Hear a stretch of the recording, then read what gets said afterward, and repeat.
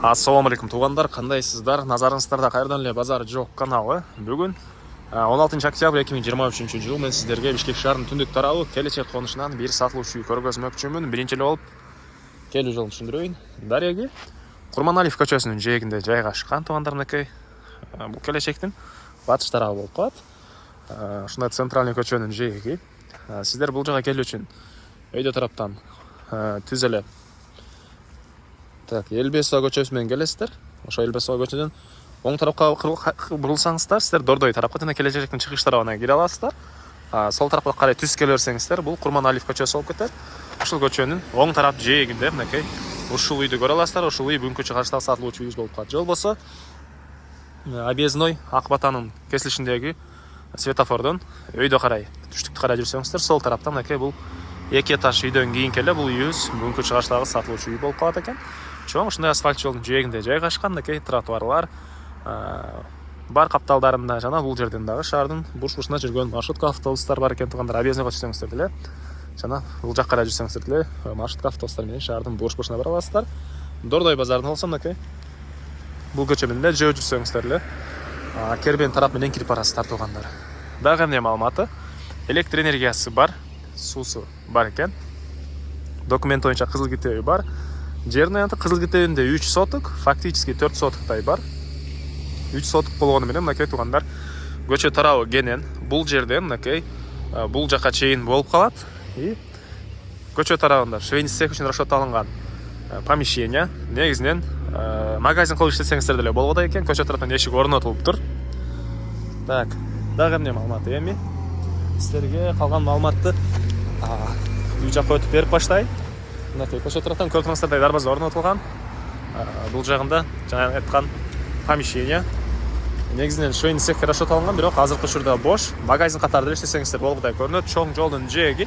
Мынакей кошуналар деле магазин ачып алектенгендери бар экен туугандар.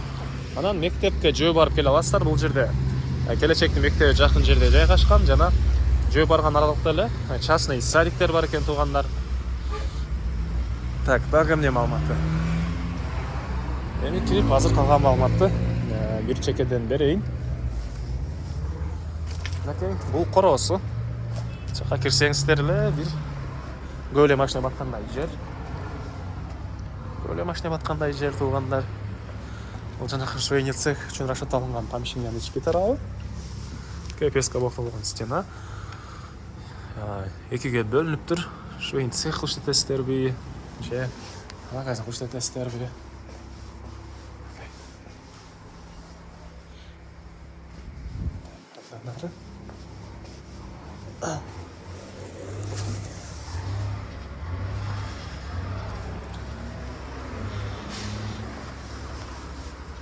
Бул жагында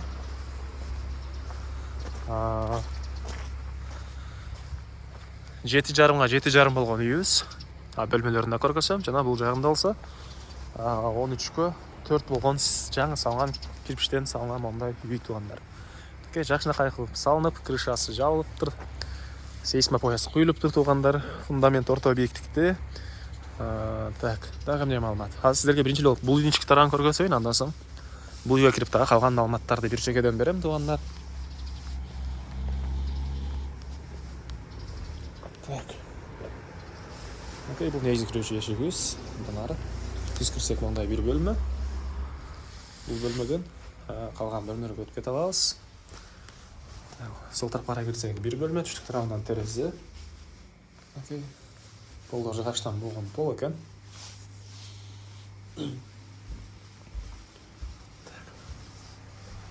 Андан ары түз кирсек, бул жерде дагы бир бөлмө мондай.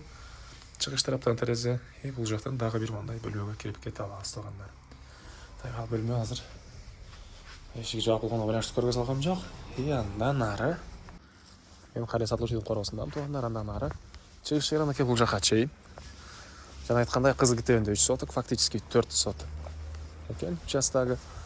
Бул мынакей жаңы салган үйүбүздүн көрүнүшү. Кирпич 1,5 кирпич. Окей. 13кө 4 экен туугандар.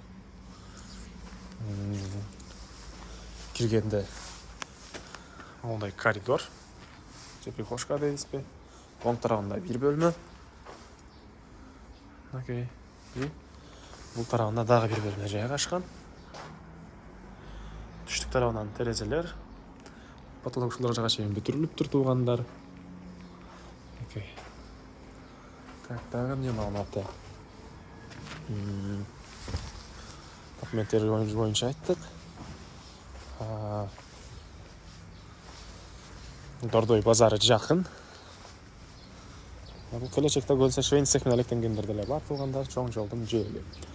Басы бұл үйден $46,000 сұратып тұр иелері. Анан дағы сүйлөшүү болот. Эсинин номери экранда жана описанияда эсител деп жазылып турат. Зона кылып сүйлөшүп көрүңүздөр, сүйлөшүүлөр болот тугандар. Жана үй издеген тугандар менен бул видеону сиздер бөлүшүп өтсөңүздөр, мага үй ээсине чоң жардам берген болосуздар. Кийинки чыгышка чейин тугандар, саламатта калыңыздар.